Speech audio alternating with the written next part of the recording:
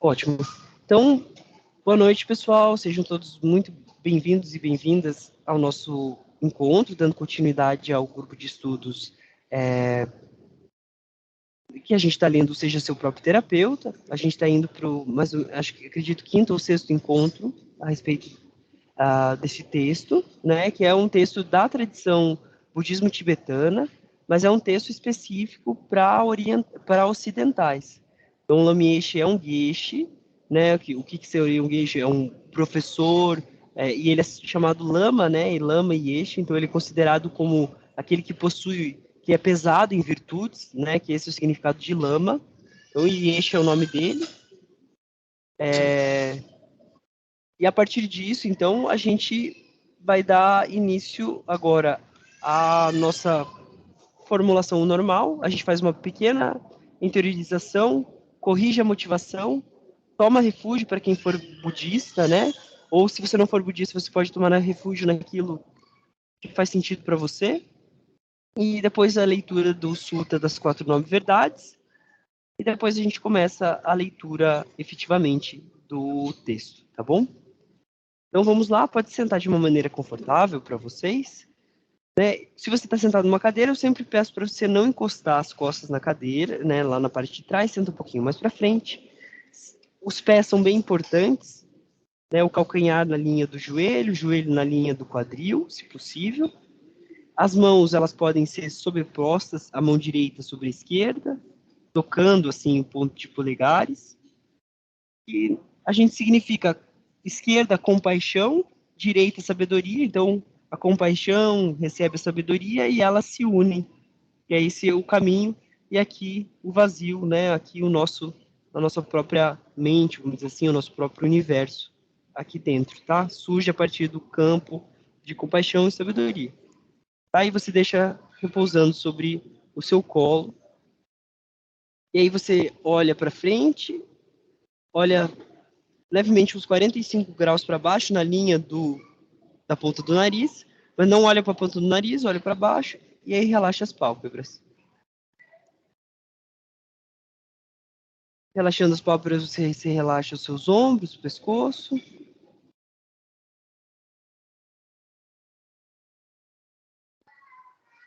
E aí relaxa a região abdominal.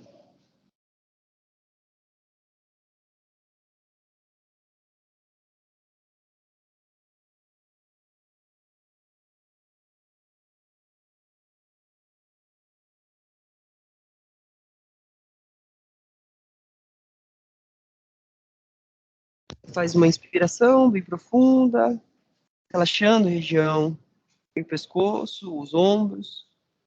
Faz uma exalação bem profunda.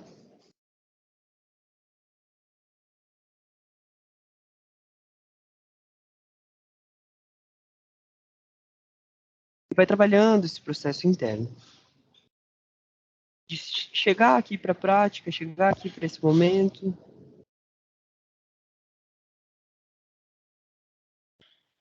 Veja se tem tensões no seu corpo, na sua mente.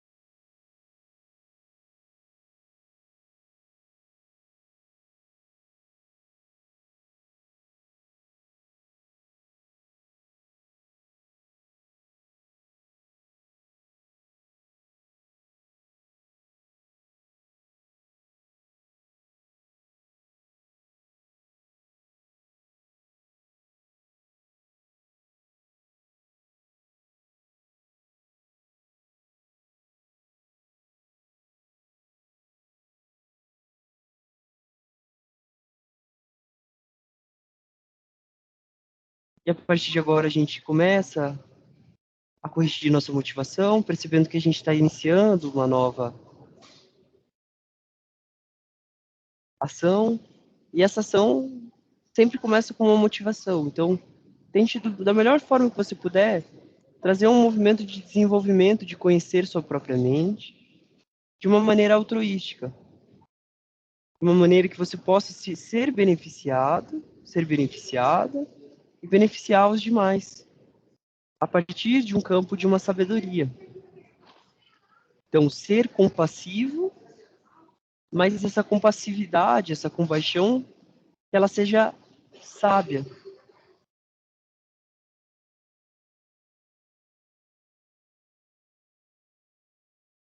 Percebendo que nós estamos em um estado de sofrimento, no sentido de não conseguir encontrar uma mente tranquila, não conseguir estar satisfeito com o que a gente tem, não conseguir aceitar as coisas que acontecem, escolhas de outras pessoas, escolhas que fizemos no passado. E a partir de agora a gente vai tentar da melhor forma conhecer nossa mente, pois é dentro dela, dentro deste conhecimento, junto com o conhecimento da compaixão, amorosidade, que a gente consegue transcender, que a gente consegue realmente encontrar um espaço.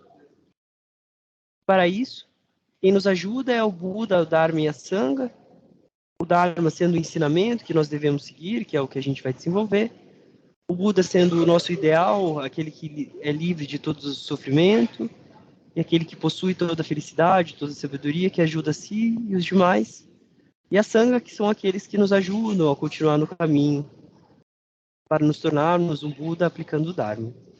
Então, inspira bem profundo, segura o ar, e solta forte pela boca. Inspira, traga as mãos em frente ao peito, as mãos unidas.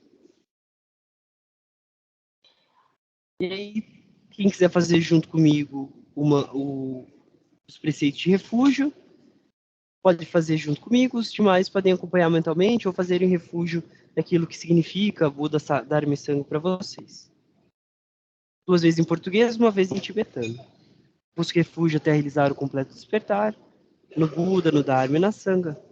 Pela prática da generosidade e demais superações, posso realizar o completo despertar para o benefício de todos os seres sencientes. Busque refúgio até realizar o completo despertar, no Buda, no Dharma e na Sangha.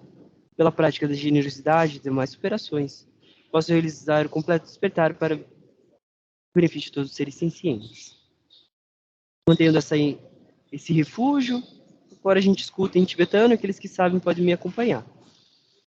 Dangi chudam soki nam la janchu badu dagni kyapsuchi dagin jinso kepesonam ki drola perchi sangue druparsho.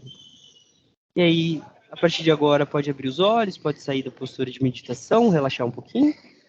Vocês estão vendo minha tela? Estão vendo que eu estou compartilhando? Alguém? Eu não estou vendo vocês, então só me fala se sim ou não, por favor, alguém. Sim. Sim. Então eu vou agora fazer a leitura do Sutra das 4 Verdades Superiores. Tem 2 opções de você assistir, de você escutar. Você pode ler junto comigo, mas sempre contemplando o que está sendo dito, da melhor maneira, mesmo que você não entenda muitas vezes. Ou você pode escutar como uma meditação, igual a gente estava antes, com os olhos entreabertos, com o corpo relaxado, tentando manter uma imobilidade, com as mãos sobre o colo. Então, como você achar melhor para que você consiga manter a sua atenção nesse processo. Sutra das 4 Verdades Superiores. Assim eu escutei certa vez o Buda chegar em Benares, em Zipatana. Lá ele se dirigiu aos 5 ascetas que praticavam um caminho sem resultado, assim. Ascetas. Há 2 extremos, os quais aquele que renunciou às obrigações sociais e que segue a vida, que busca sair dos sofrimentos, não deve se entregar. Quais 2? Primeiro, extremo, é a busca da felicidade pelo cultivo e aumento dos prazeres sensoriais, por meio da aquisição constante de bens materiais e experiências sensoriais e do desfrute delas, pois não desenvolvem a felicidade que permanece, não levam para uma satisfação que não se desfaz, não levam para uma realização definitiva da paz e não trazem o benefício último, que é a cessação definitiva dos sofrimentos. E o segundo extremo é a busca da felicidade pela mortificação de todos os desejos, pois isso não leva para uma realização definitiva da paz, não traz o benefício da cessação definitiva dos sofrimentos. Evitando esses dois extremos, o Buda despertou para o caminho do meio, que faz surgir o entendimento, que faz surgir o conhecimento, que resulta na paz, na experiência direta da felicidade que permanece, na iluminação, na completa cessação dos sofrimentos. E qual, ascetas, é o caminho do meio que levou o Buda para o mais elevado e completo despertar? O caminho é esse que faz surgir o entendimento, que faz surgir o conhecimento, que resulta na paz, na experiência direta da felicidade que permanece, na iluminação, na completa cessação dos sofrimentos. É este caminho de 8 partes superiores. O entendimento correto, o pensamento correto, que resultam na renúncia ao egoísmo, na bondade e na não violência. A linguagem correta e a ação correta, e o modo de vida correto, que resultam na conduta moral e ética corretas. O esforço correto, que resulta na permanência das causas da felicidade e bem-estar. A atenção plena correta e a meditação correta, que resultam na cessação definitiva dos sofrimentos. Esse, ascetas, é o caminho do meio para o qual o Buda despertou, que faz surgir o entendimento, que faz surgir o conhecimento, que resulta na paz, na experiência direta da felicidade que permanece, na iluminação, na completa cessação dos sofrimentos. Agora, esta é a verdade do sofrimento. O nascimento aflitivo é sofrimento. O envelhecimento aflitivo é sofrimento. A enfermidade aflitiva é sofrimento. A morte aflitiva é sofrimento. Tristeza, lamentação, dor, angústia e desespero são sofrimentos. A união com aquilo que é desprazeroso é sofrimento. A separação daquilo que é prazeroso é sofrimento. Não obter o que se deseja é sofrimento. Em resumo, os 5 agregados condicionados pelo apego aflitivo são sofrimentos. Agora, essa é a verdade da causa do sofrimento. É esse desejo fixado que conduz a uma renovada existência, acompanhado pela cobiça e pelo prazer, buscando o prazer aqui e ali. Isto é, o desejo fixado pelos prazeres sensoriais, o desejo fixado na expectativa, que leva para a visão do eternalismo, o desejo fixado em nenhuma expectativa, que leva para o aniquilacionismo. Agora, essa é a verdade da cessação do sofrimento. É o desaparecimento e cessação, sem deixar vestígios daquele mesmo desejo, abrir mão, descartar, libertar-se, desapegar-se desse mesmo desejo. Agora, essa é a verdade do caminho da cessação do sofrimento. Este é o caminho de 8 passos superiores ao sofrimento. O entendimento correto, o pensamento correto, que resultam na renúncia ao egoísmo, na bondade e na não violência. A linguagem correta, a ação correta e o modo de vida correto, que resultam na conduta moral e ética correlatas. O esforço correto, que resulta na permanência das causas da felicidade e bem-estar. A atenção plena correta e a meditação correta, que resultam na cessação definitiva dos sofrimentos. Pela verdade do sofrimento, o sofrimento deve ser investigado até que seja compreendido, até que seja completamente compreendido. Assim, praticantes, com relação às coisas não ouvidas antes, surgiram em mim a correta visão dos fenômenos, o conhecimento não dual, o conhecimento investigativo, o conhecimento sem distorções e iluminação. Pela verdade da causa do sofrimento, as causas devem ser investigadas para serem abandonadas, até que elas sejam completamente abandonadas. Assim, praticante, com relação às coisas não ouvidas antes, surgiram em mim a correta visão dos fenômenos, o conhecimento não dual, o conhecimento investigativo, o conhecimento sem distorções e a iluminação. Pela verdade da cessação dos sofrimentos, essa cessação deve ser cultivada para ser realizada, até que seja completamente realizada. Assim, praticantes, com relação às coisas não ouvidas antes, surgiram em mim a correta visão dos fenômenos, o conhecimento não dual, o conhecimento investigativo, conhecimento sem distorções e a iluminação. Pela verdade do caminho da cessação do sofrimento, esse caminho deve ser desenvolvido, até que ele seja completamente desenvolvido. Assim, praticantes, com relação às coisas não ouvidas antes, sugiro em mim a correta visão dos fenômenos, o conhecimento não dual, o conhecimento investigativo, o conhecimento sem distorções e a iluminação. Enquanto meu conhecimento e entendimento dessas 4 verdades superiores ao sofrimento, como na verdade elas são, nas suas 3 partes e 12 aspectos, não estavam completamente estruturados desse modo, não reivindiquei ter despertado para esse verdadeiro, completo, perfeito despertar, neste mundo e nas relações existenciais.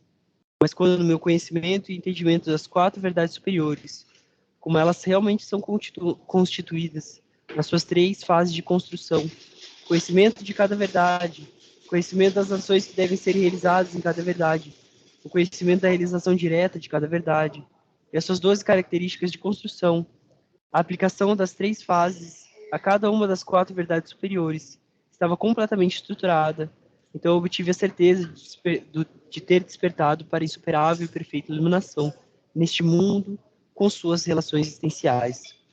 O conhecimento e o entendimento surgiram em mim.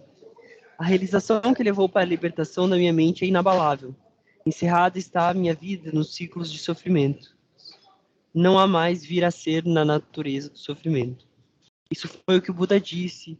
Os 5 ascetas ficaram satisfeitos e contentes com as palavras do Buda. Deixaram o caminho do ascetismo outrora praticado.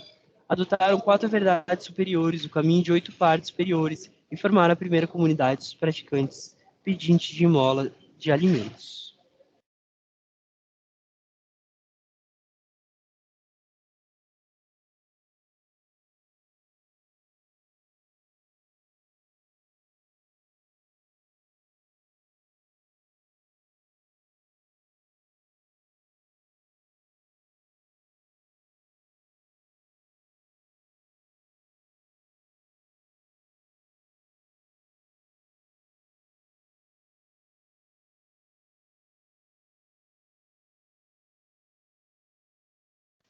Oi, pessoal, desculpa, eu acho que eu caí.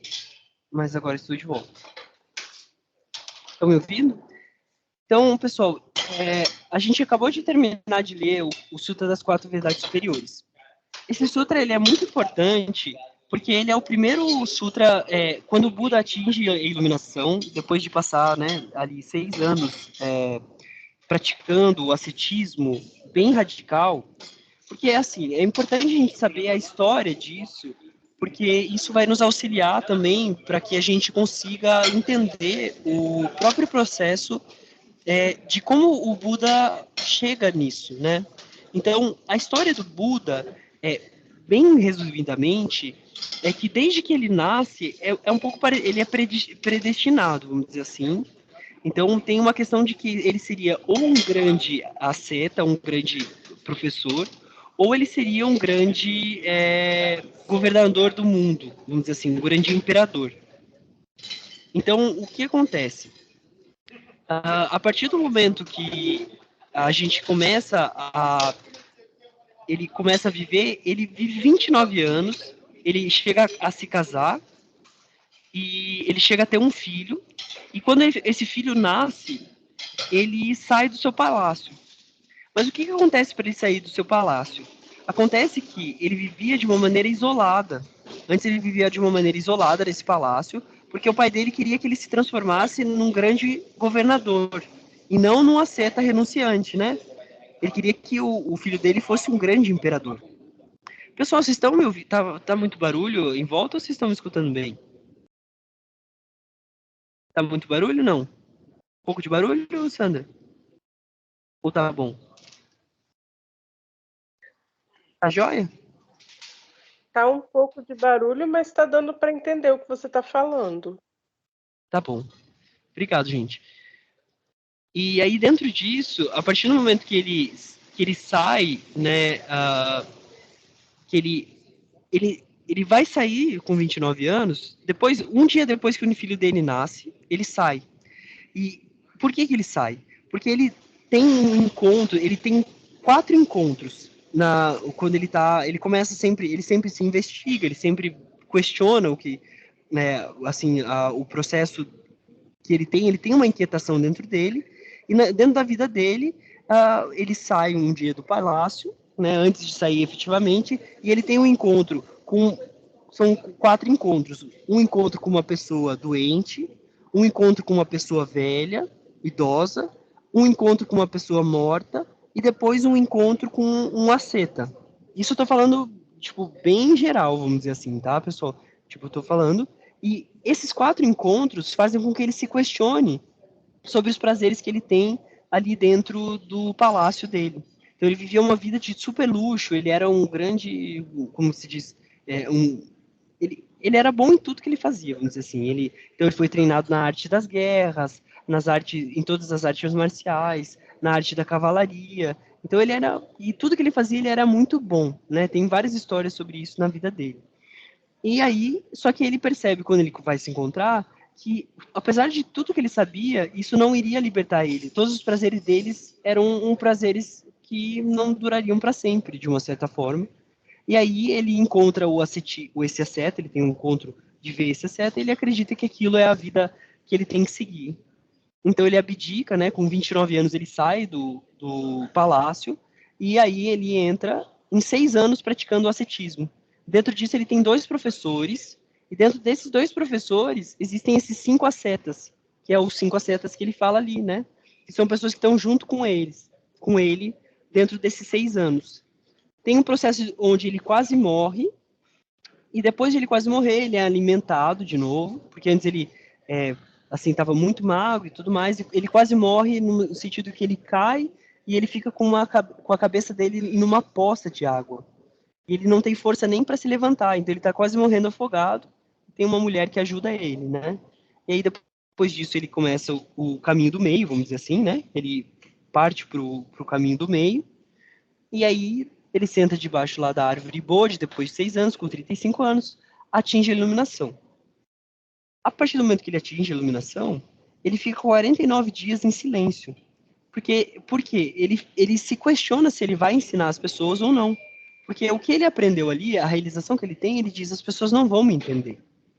E aí, a partir do momento, depois que passa esses 49 dias, existe um pedido, né? Naquela época que falam que é dos deuses Brahma e Indra, pedem para ele ensinar. E aí o primeiro discurso que ele dá é esse discurso que a gente leu agora, que a gente sempre lê, e é o discurso que é a base dos ensinamentos budistas e estão presente em todas as tradições, né? Todas as tradições hoje, seja Zen, Nichiren, tibetano, qualquer uma delas vai falar das 4 9 verdades. Então esse sutra, ele fala para esses 5 ascetas também entendem isso, né? Então tem essas 2 divisões que o Buda viveu, né?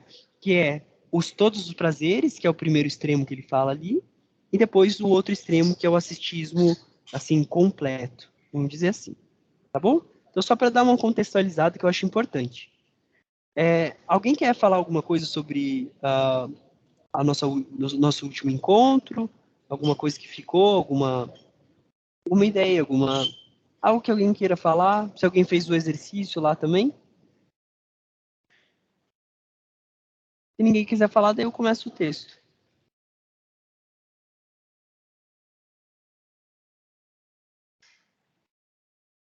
Então tá bom. Hoje eu não vou chamar ninguém para falar. Vamos lá, então. Vou compartilhar aqui.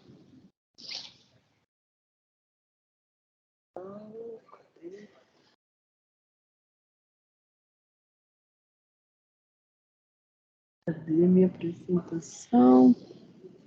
Peraí.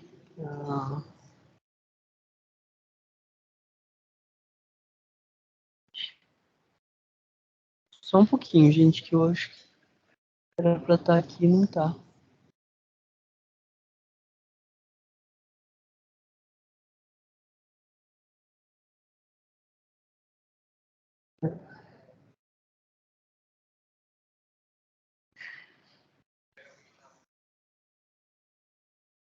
Estranho.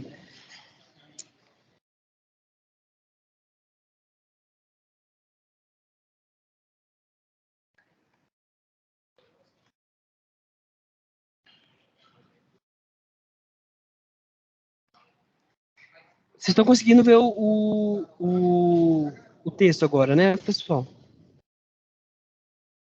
Sim. Tá bom, obrigado. Então vamos lá, pessoal. A gente estava aqui.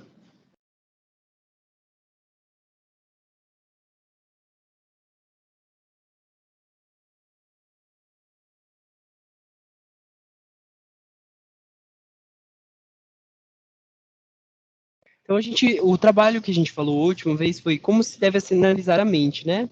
Então basta que perceber ela, que a gente conversou um pouco disso. Então, né, assim se analisa a mente. Ele passou, né, quando vejo essa imagem. Então a gente conversou sobre os objetos, sobre a questão de como a gente discrimina, como as coisas surgem na nossa cabeça. E a gente está trabalhando principalmente esse processo de investigar a nossa própria mente, né? Então, aí ele continua falando aqui, e esse é um papel muito importante, que ele vai falar sobre a culpa, né? Então, a gente está aqui. Quando analisar a mente de maneira correta, você vai deixar de culpar os outros pelos seus problemas. Reconheça que suas ações equivocadas, vêm de sua própria mente confusa e iludida. Quando está preocupado com objetos materiais externos, culpa os outros por seus problemas. Projetar essa ilusão sobre fenômenos externos o torna infeliz. Quando você começa a perceber a sua visão errônea, começa a perceber a natureza da sua própria mente e passa a pôr fim aos problemas para sempre. Então, o que é importante aqui? Para a gente, às vezes, é um pouco difícil, porque a gente tem uma questão um pouco de vitimismo, de uma certa forma, com relação ao processo de assumir, né, a responsabilidade. É isso que, mais ou menos, é isso que ele está falando aqui, né? Reconheça que as suas ações equivocadas vêm de sua própria mente confusa e iludida. Então, deixe de culpar as outras pessoas, deixe de culpar objetos materiais externos, deixe de culpar os outros por seu problema. Então, comece a trazer o processo de se responsabilizar pelo estado da sua própria mente. Comece a assumir a responsabilidade. Porque enquanto a gente não acha que a responsabilidade é nossa, que o entendimento é ainda que o outro me deixou infeliz, né? Que o outro fez alguma coisa, que a comida que eu comi fez eu me sentir mal. Tudo isso faz com que eu me torne infeliz. Eu me tiro da equação, eu saio dessa equação e eu coloco que os outros, a responsabilidade é totalmente dos outros. A culpa é completamente dos outros. Só que uma outra questão que a gente tem que tomar cuidado é assumir a responsabilidade de tudo, que é o outro extremo, né? Então, não foi os outros, mas então sou só eu. A culpa é só minha, só eu sou responsável de tudo isso. Então a gente fica transitando nesses dois. Eu sou a melhor pessoa, por quê? Porque o outro fez mal e eu não mereço isso, ou eu sou a pior pessoa porque eu fiz tudo isso acontecer. Então não é nenhum e nem outro. É a gente assumir a responsabilidade e falar, eu posso seguir disso. Mas essa pessoa me roubou, essa pessoa me prejudicou. Ok, mas a sua responsabilidade é o que você vai fazer com aquilo. Isso é importante. Por quê? Porque daí a pessoa te prejudicar, a pessoa te roubar, você não pode culpabilizar ela pelo seu estado mental. Você pode querer resolver isso de uma maneira correta. Então, se ela te roubou, você tem que ir na polícia. Se ela te passou a perna, você tem que entrar com processo para ela ou resolver isso de uma certa forma. Mas isso não significa que você tem que ficar infeliz. Então, assumir a responsabilidade aqui é perceber que quando você começa a perceber a sua visão errônea, então de culpabilizar que eu tenho que ficar infeliz por conta de alguma coisa externa que aconteceu, a gente começa a perceber a natureza da nossa própria mente e passa a pôr um fim aos problemas para sempre. Por quê? Porque, beleza, eu não discordo de você que se alguém roubar você é um problema. Tem alguém aqui que acha que roubar não seja um problema? Eu acredito que não. Sandra não acha isso, né, Sandra? Se alguém roubar você, você não vai achar que isso não é uma questão, né? Lenita também acho que não vai pensar nisso, né? A gente sabe que isso é o problema. Mas esse problema não precisa dominar a nossa mente. E essa é uma divisão importante. O roubar é uma questão externa, né? Como a gente lida com isso é a nossa responsabilidade. Então, estar feliz não depende de ser roubado ou não ser roubado.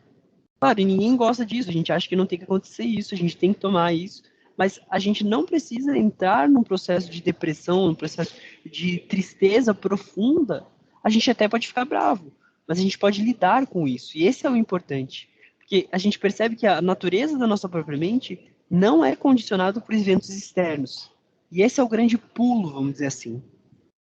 A gente ainda se identifica muito com as questões externas, com os eventos externos, mas na verdade, a nossa mente, ela acontece num processo interno, num processo dentro de nós mesmos e dentro das causas que a gente dá para ela.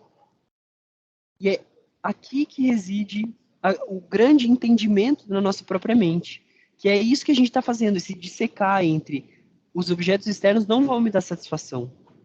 Que a gente falou isso nas últimas aulas, né? Mas como eu faço para também não virar um ser passivo, né? Que a Sandra trouxe isso. Como que eu faço para não perceber que eu estou sendo condizente? Então, com a situação? Não.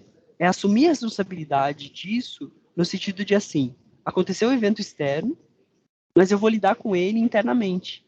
Eu vou lidar com ele fazendo o quê? Externamente, tendo que lidar com o que está acontecendo, mas internamente eu vou entender que isso não surgiu do nada, que isso veio de algumas condições. Se eu estou ficando triste, é porque eu ainda estou envolvido com um objeto externo, eu ainda estou colocando naquele dinheiro que foi roubado, a minha felicidade, né? Eu estou justificando, e eu não estou conseguindo lidar com isso de uma maneira internamente, né? Eu, não eu ainda estou apegado às questões externas como fonte de felicidade, tá? Tá dando para comunicar aqui? Maravilha. Ele continua aqui falando. Tudo isso é muito novo para você, não é? Sempre que você for fazer qualquer coisa, faça primeiramente uma análise e então tome sua decisão. Você já faz isso. Não estou sugerindo nada novo. A diferença, então tem uma diferença, é que você não faz isso, não faz o suficiente. Você tem que fazer mais análise. Isso não significa sentar-se sozinho em um canto, contemplando o próprio umbigo, né? Você pode verificar somente o tempo todo, mesmo enquanto fala ou trabalha com outras pessoas. Você acha que analisar a mente é apenas para aqueles que estão interessados em temas orientais? Não pense assim. Então aqui é uma coisa muito importante, porque, vamos lá, levanta a mão quem decide aqui, ó. Quem faz uma análise para tomar uma decisão. Se você vai fazer uma viagem, eu faço isso, né?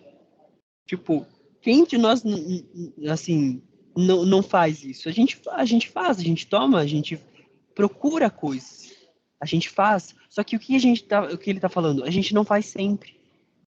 A gente não faz sempre no nosso dia a dia, quando a gente está falando. Por exemplo, eu estou falando agora. Eu tenho que fazer uma análise do que eu estou falando. Vocês estão escutando agora. Vocês também têm que fazer uma análise do que está passando dentro da cabeça de vocês. Né? Aqui está passando às vezes, vem, putz, estou com fome. Aí a minha mente quer sair, a minha mente quer trabalhar em outras esferas. Eu lembro do que aconteceu no meu dia, eu vou para lá, eu vou para cá. Mas eu tenho que analisar esse processo. Eu tenho que analisar por que eu estou pensando nisso? Eu vou continuar tomando essa decisão de pensar no que eu tenho que fazer antes, que eu tenho que fazer depois, se eu estou com fome, se eu não estou, se eu vou fazer alguma coisa? Ou eu tomo a decisão, né, eu analiso e tomo a decisão de voltar aqui para a aula. Então a gente tem que... Como que eu faço isso? Enquanto eu estou falando, enquanto eu estou fazendo as coisas, enquanto a gente está mexendo nas plantinhas, para quem gosta de plantinha, né? Lavando a roupa para quem lava roupa, né? Que todo mundo que tem roupa lava roupa, fazer comida, tomar banho. Então, todos esses momentos a gente pode começar a analisar a nossa própria mente. E a gente já faz isso.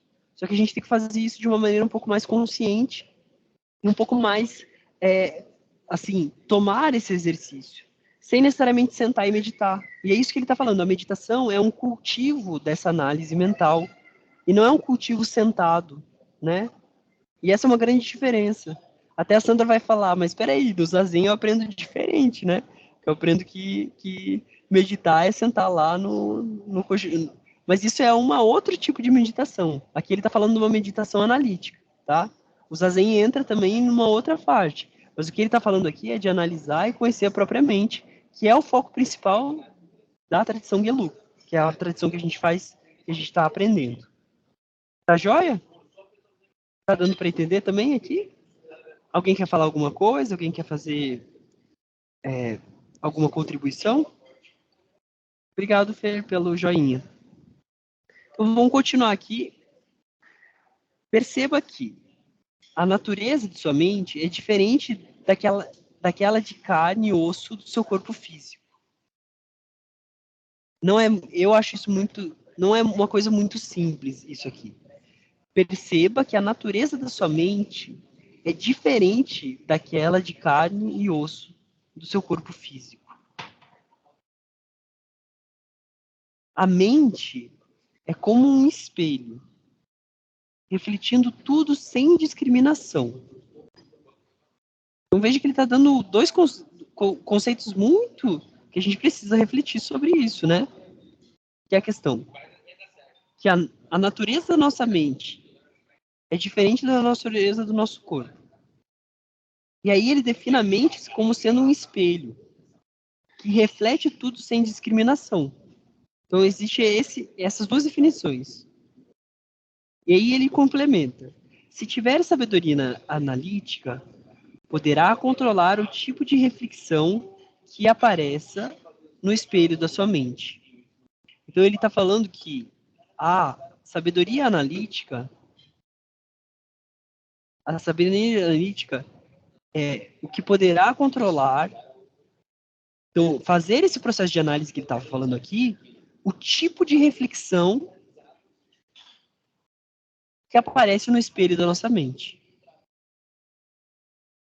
Então, fazendo a sabedoria analítica, fazendo essa análise da nossa própria mente, das coisas que a gente pensa, a gente começa a perceber o espaço daquilo que aparece no nosso... Então, pensa num espelho, né? Quando a gente se olha para o espelho. Ou a gente olha aqui, a gente está olhando aqui na tela, né? Vocês estão me vendo. Ou vocês estão vendo vocês. E a partir disso, a gente começa a conseguir controlar o tipo de reflexão. A gente não controla aquilo que aparece na nossa mente. Perceba, a gente controla o tipo de reflexão que é feito. Se ignorar completamente o que está acontecendo em sua mente, ela refletirá qualquer tipo de lixo que encontrar. Coisas que fazem coisas que o fazem psicologicamente doente. Então, se a gente não fizer a meditação analítica, a gente vai deixar que qualquer reflexão venha na nossa mente. E aí ele complementa: sua sabedoria analítica deve distinguir entre os reflexos que são benéficos e aqueles que trazem problemas psicológicos. Finalmente, quando compreender a verdadeira natureza de objeto sujeito, todos os seus problemas desaparecerão. Então ele está falando todos os seus problemas desaparecerão.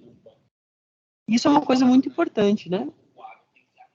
A gente tem que acreditar, mas a gente tem que duvidar também. Mas para duvidar ou acreditar, a gente precisa começar a fazer a sabedoria, o processo de meditação analítica. E o que é a sabedoria analítica? O que ela serve? Ela serve para a gente distinguir os reflexos que são benéficos e aqueles que trazem problemas psicológicos. Então, o que ele está falando? O reflexo do quê? Né? O reflexo é o reflexo de tudo que aparece na nossa mente, daquilo que a gente está vendo, daquilo que a gente se relaciona. E aí a gente tem que começar a distinguir a reflexão que a gente está fazendo sobre aquilo que aparece na nossa mente. Fazendo isso, a gente adquire essa sabedoria analítica. A sabedoria analítica vai permitir com que a gente faça, sabe o que é bom e sabe o que é ruim. Entenda o que a gente tem que sustentar, refletindo na nossa mente, e aquilo que a gente tem que abandonar. Né? Que é a cessação do sofrimento. Que é o que o Buda coloca aqui, ó. A cessação, né? A cessação do sofrimento.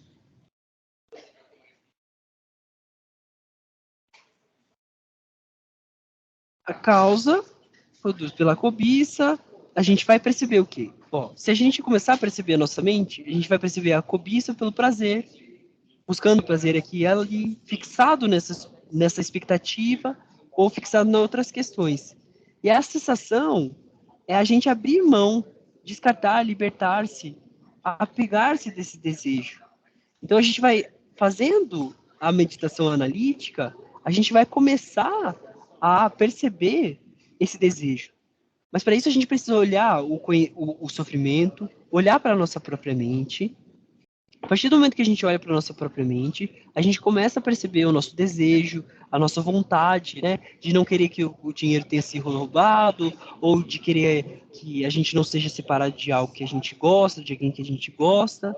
A gente começa a perceber que isso é um desejo, isso é um apego, e é aflitivo, porque gera aflição. Fazendo isso, a gente vai para o entendimento correto. A gente começa a entender a nossa própria mente. E disso vem o pensamento correto. Olha só que legal. Então, eu entendo que está vindo o apego. Eu entendo que a minha mente está analisando a próprio processo com uma coisa, com um lixo, que é o apego, que é o desejo por querer aquilo de uma maneira que seja imutável. E aí eu percebo que não, as coisas mudam, as pessoas tomam outras decisões, as pessoas cometem erro. E aí, a partir disso, eu levo para o pensamento correto. Ah, então eu preciso abandonar, eu preciso libertar-me, desapegar-me desse mesmo desejo, descartar ele. E aí eu começo a pensar, não, eu preciso fazer isso. E aí, desse pensamento, surge a renúncia ao egoísmo. Não precisa ser só para mim, né? E aí surge a bondade, por quê? Porque eu quero que outra pessoa seja feliz. E aí surge a não violência. Por quê? Porque eu não vou agir violentamente com aquela pessoa que me roubou, porque isso não vai me levar a nada. Isso não vai me trazer felicidade. Então, aos pouquinhos a gente começa a entender também essa estrutura de que quanto mais a gente analisar, mas para isso a gente precisa fazer o exercício.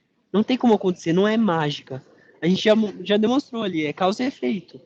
Então, eu preciso fazer mais durante o meu dia a dia, o máximo de vezes que eu consigo, de me lembrar disso.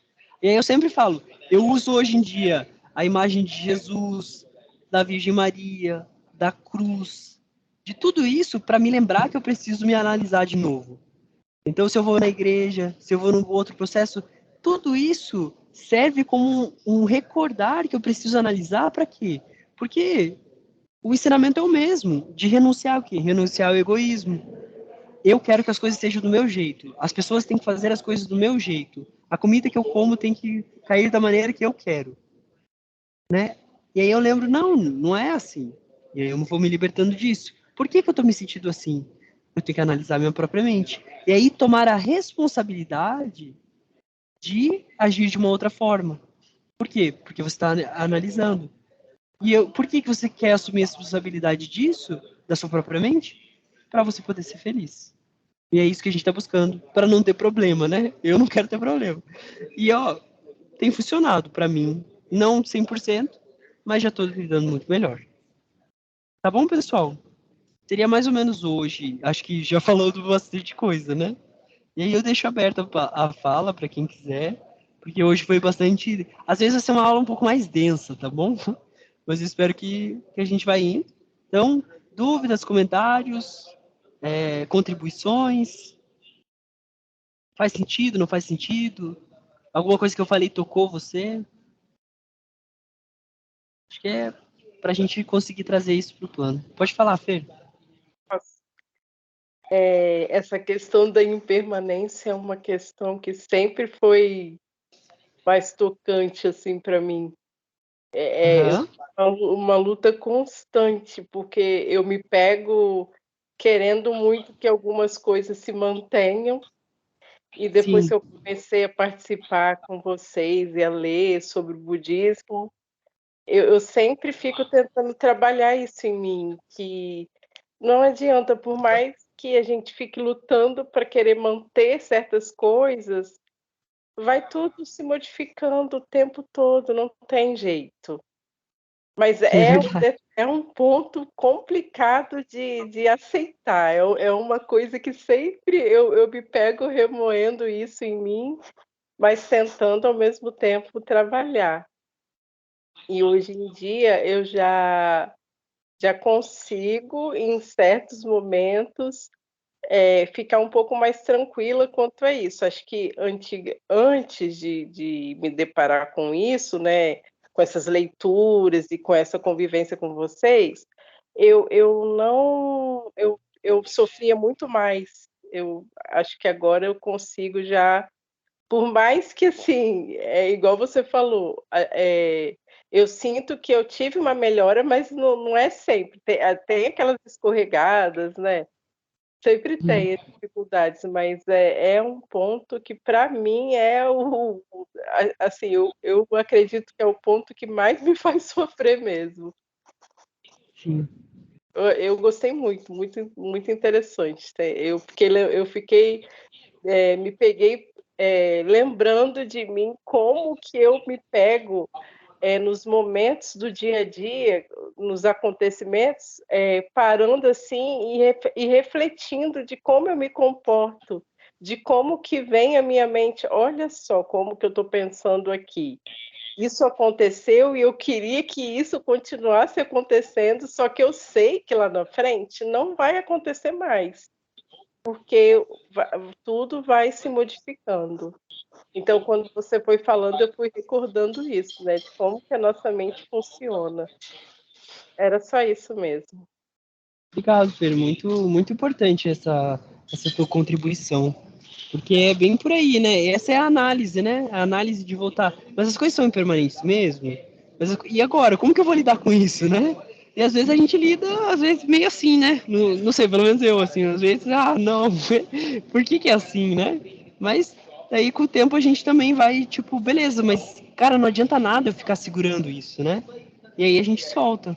E aí quando solta é igual, né? A gente sente um alívio, a gente sente mais limpo, assim, né? Às vezes é claro, mais difícil, mas com o tempo a gente vai aprendendo. Mas muito legal, obrigado, Fer.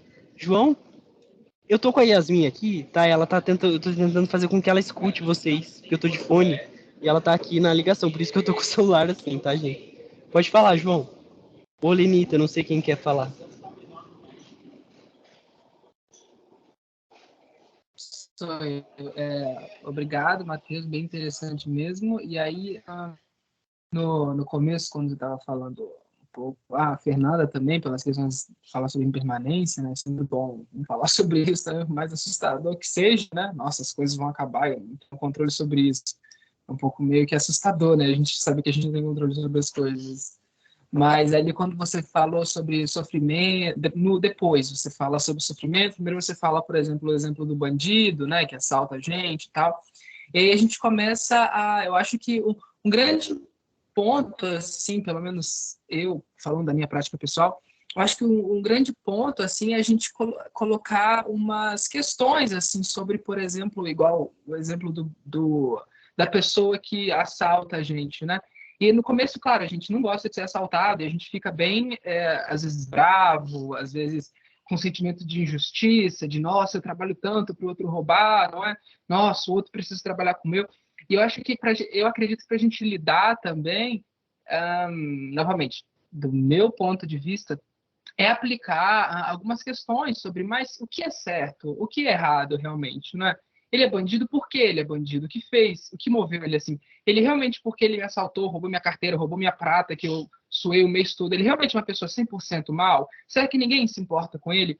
E quando a gente vai começando a fazer essas questões, a gente percebe que, e se eu tivesse na situação dele? Ah, mas ele roubou, foi porque ele usava, por exemplo, ele era dependente químico. Mas e se eu fosse dependente químico, sabe? Será que eu também não ficaria aflito por querer usar mais, eu precisaria assaltar? Então, eu acredito que quando a gente começa a analisar essas coisas, a gente começa a ver a situação com uma outra visão, eu acredito que a gente consegue lidar mais e aproximar aquela pessoa, a gente começa a acolher aquela pessoa também, percebe, nossa, mas se fosse eu ainda, nossa, mas só porque ela fez isso ela é 100% mal.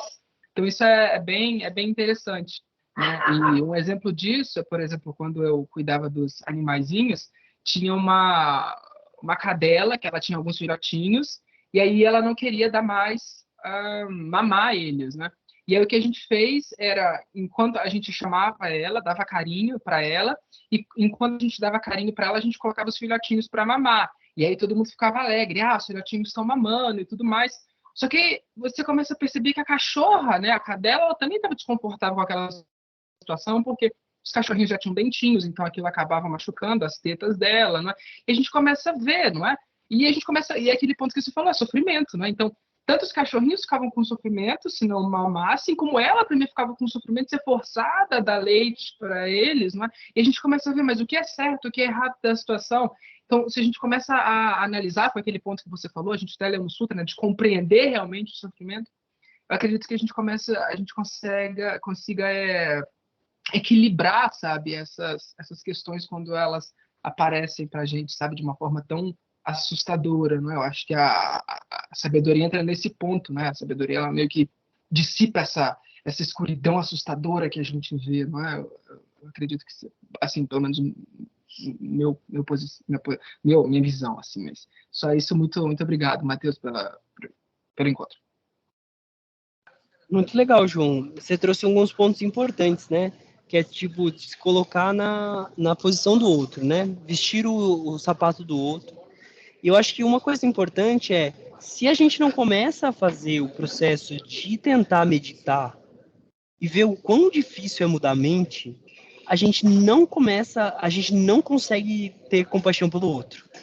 Enquanto a gente não começa a tentar mudar, vamos dizer assim, escolhe ficar um dia, não precisa ser uma semana, tá? Um dia sem alguma coisa que você gosta muito.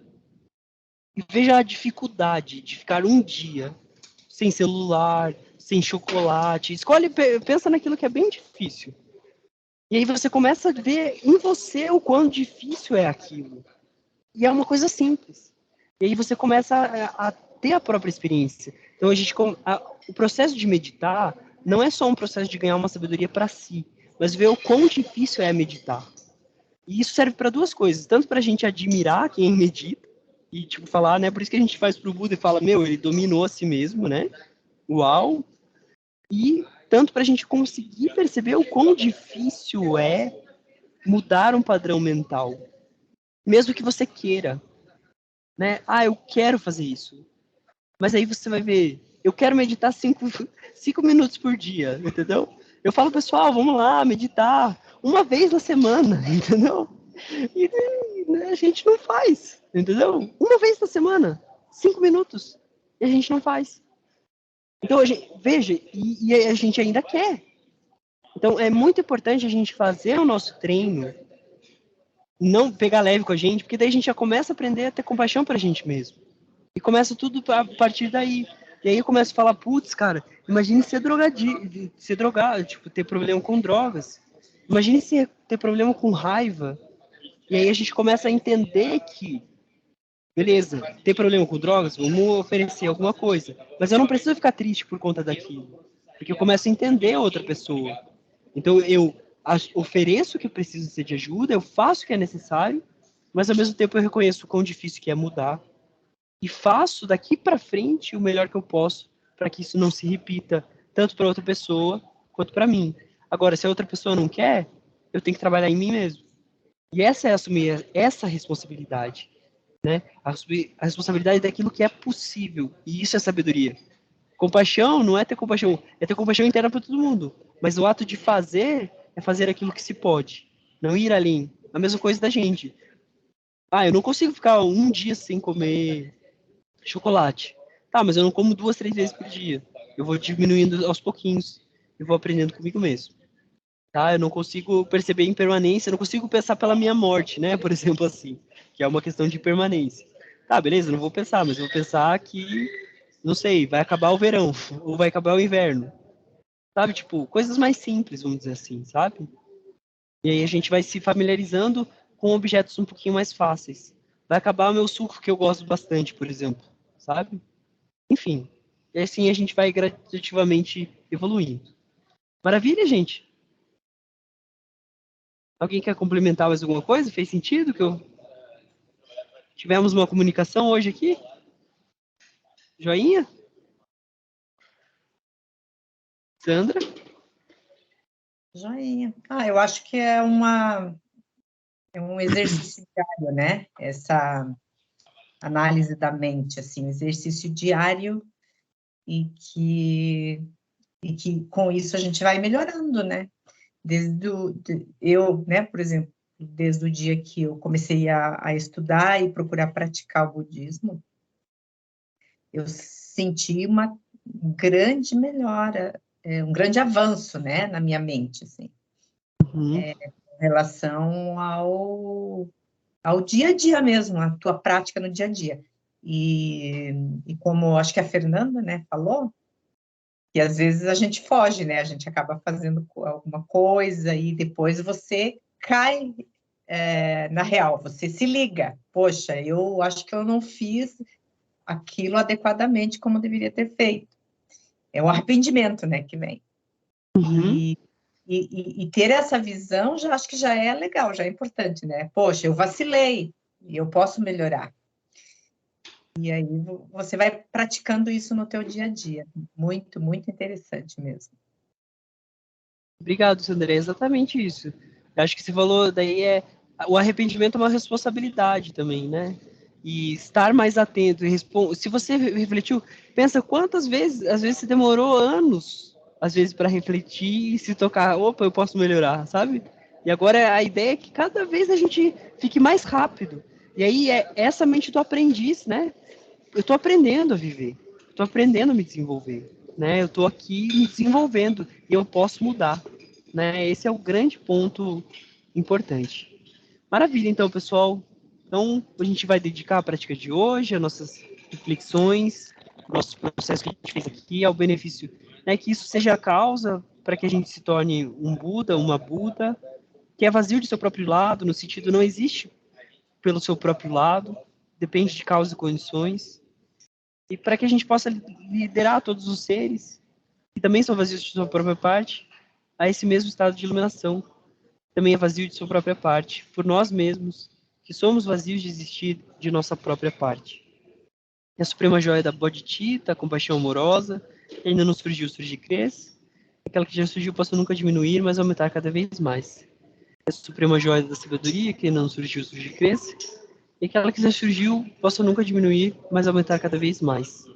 Que os mestres tenham uma vida longa e estável e que nós possamos nunca ser separados desse caminho inequívoco e completo para completo despertar, que é nada mais nada menos que o fim de todo sofrimento e a estabilidade na felicidade para nós e para os demais. Que nós possamos sempre encontrar pessoas que sigam o nosso mesmo caminho, que tenhamos todas as condições auspiciosas e todas as condições propícias para estudar, se desenvolver até a plena iluminação, para que a partir daí a gente possa também continuar ajudando as demais pessoas da melhor maneira.